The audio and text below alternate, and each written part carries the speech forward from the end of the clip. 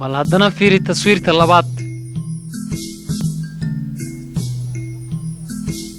taswiirtan ayada waxa aad ku aragtaa laba guri. ciise mararka ka mid ah waxa uu ka hadlayay nin caqli badan.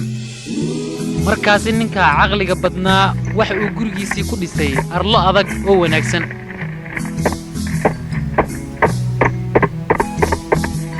waxa ay ku qaadatay muddo fara badan in uu gurigaasi ku dhiso arlada adag, laakiinse gurigaasi wuxuu noqday mid wanaagsan oo dhul adag ku yaala. markii uu guriga dhameeyay ayaa waxa imaatay duufaan kulul.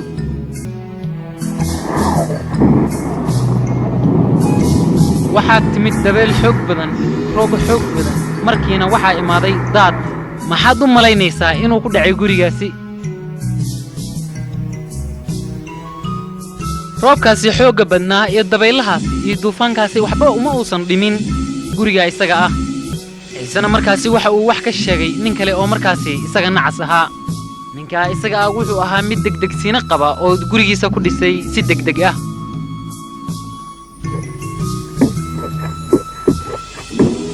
hataa kama uusan fikirin dhismo noocee ah ayuu dhisay.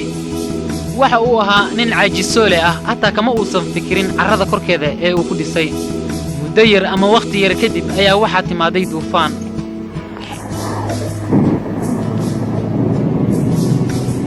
waxaa timid duufaan kulul, dabaylo iyo roob, oo markaasina waxaa yimid qulqul. maxaad u malaynaysaa inuu ku dhacay guriga isaga ah? haa, waa uu dudumay kulligiis.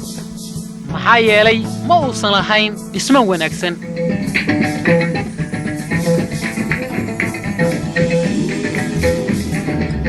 maxaad u malaynaysaa markaasi ciise inuu dadku wax ku barayay sheekadan?